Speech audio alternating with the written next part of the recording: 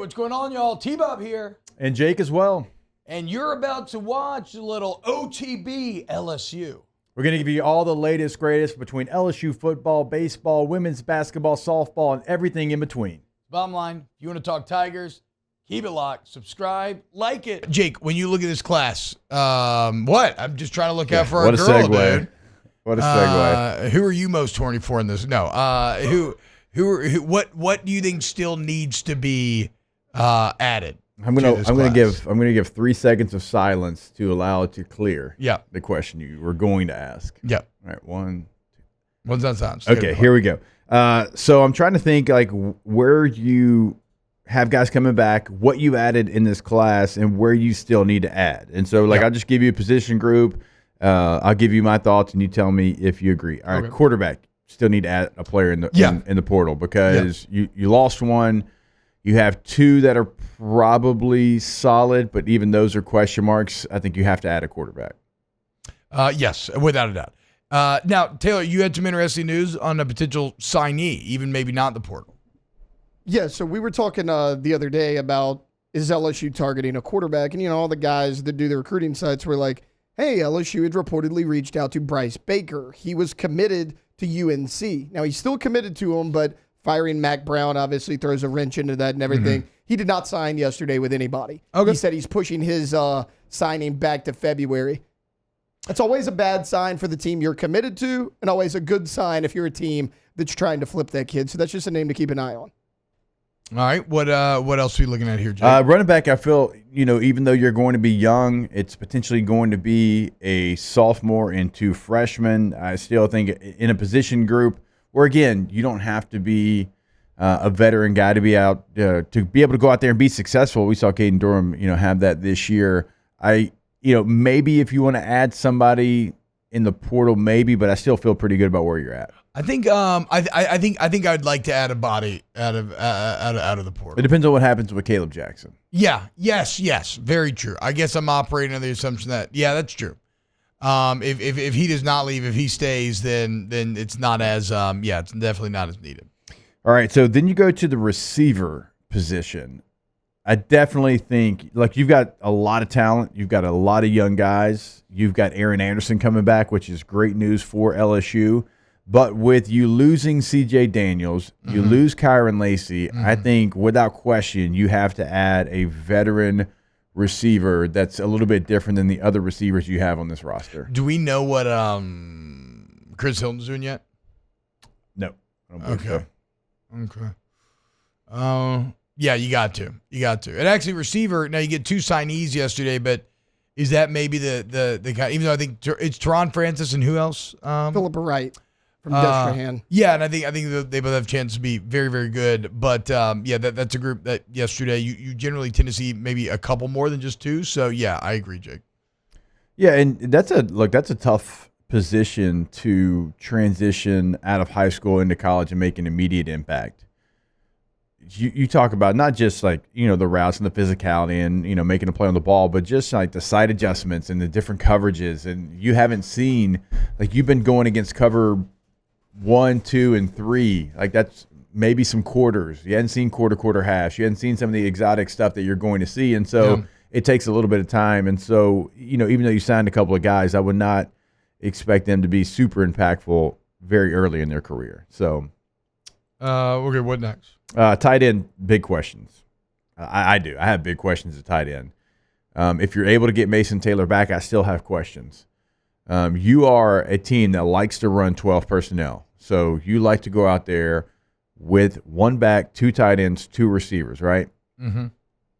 Do you have enough? What do you do with Trey Green? And I know he's a part of this. Pimpton's a part of this. Taylor's a part of this. But I think you need, and I know you just signed a tight end as well, you need a yackle.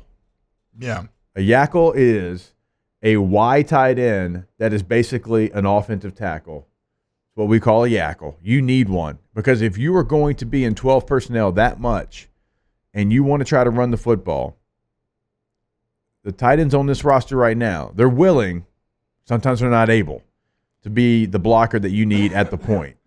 If you want to run that much 12, I think you got to go get a Y tight end. I don't know, again, you signed one.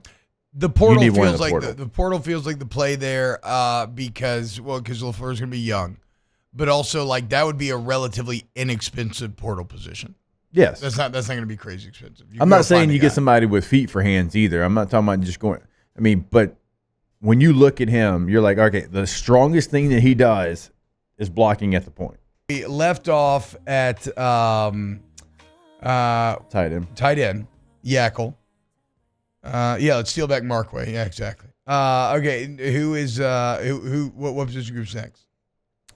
You could steal back him, and that'd be a good addition. Just the entire offensive line. I think you're good in the interior right now. I think you've got enough bodies. You've got enough guys with experience that you could find a good rotation. I think tackle is going to be the question here. You lose Will Campbell. It was a position that wasn't that deep to begin with, and then like what happens with Emory Jones? Like where does he fit into this equation? But I think without question, without a doubt, you got to go get a veteran tackle out of the portal. Yeah, I mean that's probably like an evergreen tweet, right? Probably, but certainly in this year. Yeah. No doubt. All your very talented stud guys are either going to be freshmen or redshirt freshmen. Yeah, I just mean that I think over time we might see that this last couple of years is kind of the exception rather than the rule where you're like, oh, wait, no, we had 2 freshman tackles that were great, and so we just can like not think about that position for 2 more years. I mean, there's going to be some highly touted guys in the portal. There's already Corey Robinson II from Georgia Tech is already in the portal. Corey in the house. That's somebody everybody's going to be after. But again, it's a real position of need for you. And if you're trying to convince your quarterback to come back and not go to the NFL, one, you're going to have to pony up some money. But 2, you're going to have to like show him, hey, we've got you protected. Yeah, true. All right, so offensive line, you're in a pretty good spot. What's next? If we went on the defensive line, you feel really good. Like oddly enough, you feel really good about defensive tackle. I know. You feel super with the way those players developed this year, with who you have coming in. You feel really good there. But at the edge position, you're losing both your guys. Yeah, and you're also like Womack's gone, so like that was a backup guy. This might be the position where you have to add multiple bodies through the transfer portal more than any other position on your team. Oof. And the not great part about that is, Jake, that's a look at NFL free agency, right? That's an expensive position. Yes. Trying to go get those guys.